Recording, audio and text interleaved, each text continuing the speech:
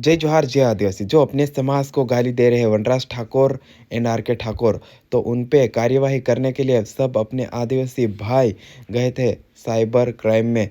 तो हाँ, उनको अभी तक उन पे कोई कार्यवाही नहीं की, तो जल्दी से जल्दी उन पे कार्यवाही की जाए और उनको गिरफ्तार किया जाए।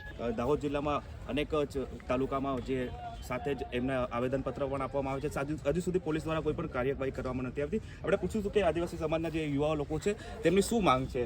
જે આ RK ઠાકોર નામના વ્યક્તિ છે ને વનરાજ નામનો વ્યક્તિ છે જે આદિવાસી સમાજને પર અભદ્ર ભાષા બોલે છે, તેને વિશે શું કહેશો તમે? હું એમાં સરકારને નમ્ર વિનંતી કરું કે આના પર કડકમાં કડક સજા થાય અને આવી જ રીતે અમારા આદિવાસી સમાજને ઘણા લોકો ગાળો દેતા જઈ રહ્યા છે, તો અમારા સમાજનું નામ બદનામ થઈ રહ્યું છે। તો હું સરકારને નમ્ર વિનંતી કરું જે આ અમે આવેદન આપ્યા છે એનું કોઈ નિર્ણય હજુ લેવામાં નથી આવ્યો, એટલા માટે અમે દાહોદ આવ્યા છે અને હું બસ બે હાથ જોડીને સરકારને નમ્ર વિનંતી કરું છું કે આમના ઉપર કડક ને કડક કાર્યવાહી થાય, નહીં તો અમારો આદિવાસી સમાજ અહીંયા ધરણા પ્રદર્શન કરશે।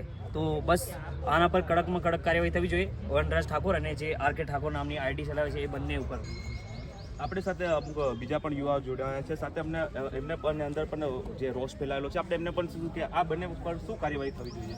કાયદેસરની કાર્યવાહી થઈ જોઈએ, કાયદેસર આ લોકોની ધરપકડ જ થવું જોઈએ, કારણ કે સમાજ ઉપર આ લોકો ગાળા બોલતા હોય એટલે પછી બધા સમાજનું અપમાન થાય। અમારો આદિવાસી સમાજ એટલો કમ થોડી છે કે કોઈ બી સમાજના અમને આવીને ગાળો દી જાય તો અમે સાંભળી, એટલે આ લોકો ઉપર કાયદેસરની કાર્યવાહી થવી જોઈએ। અને અમે લગભગ 10-15 દિવસ પહેલાં પણ ફરિયાદ કરેલી છે, પણ તો સુધી હજુ ધરપકડ કરવામાં નહીં આવી, કોઈ પૂછપરછ કરવા નહીં આવી, એટલે અમે બધા આજે ધરણા પ્રદર્શન કરવા માટે આવ્યા છીએ અહીં આગળ।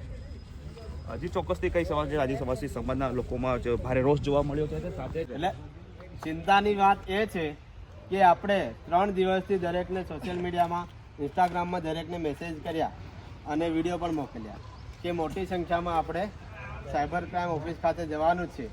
જે લોકો આદિવાસી સમાજને મા બેનની ગાળો બોલી રહ્યા છે એની આપણે ફરિયાદ તો કરાવી છે, પણ આજ દિન સુધી એની ધરપકડ કરવામાં નથી આવી।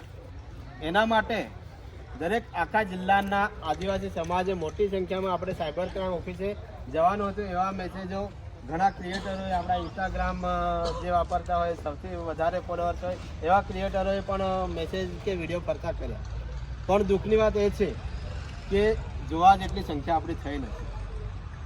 એટલે દરેકે એ પણ આપણે ચિંતા કરી જોશે કે આદિવાસી સમાજ ઉપર કોઈ પણ જગ્યાએ આંચ આવે તો પેલી વાત જેવું ભલે આવીશું મોડા પણ લાવીશું ટોળેના ટોળા, એવી રીતે આપણે કરવું પડશે। જો આપણે એક થઈને નહીં લડ્યા અને એવું વિચારીશું કે પેલો ભાઈ કરે છે, પેલા ભાઈએ કીધું છે એટલે એની રીતે એ બોલાવે ને એની રીતે એ કરે, તો આપણા સમાજને આગળ આવતા ઘણી વાર લાગશે।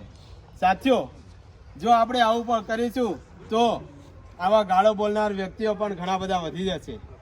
એટલે કોઈ પણ જગ્યાએ કોઈ પણ ખૂણામાં આદિવાસી સમાજ પર કંઈ પણ ઘટના બની હોય તો દરેકે મોટી સંખ્યામાં એ જગ્યાએ આપણે ઉમટી જવાનું છે। એટલે દરેકને મારી વિનંતી છે કે કોઈ પણ જગ્યાએ આપણો કોઈ પણ કાર્યક્રમ હોય એટલે મોટી સંખ્યામાં આપણે પહોંચી જવાનું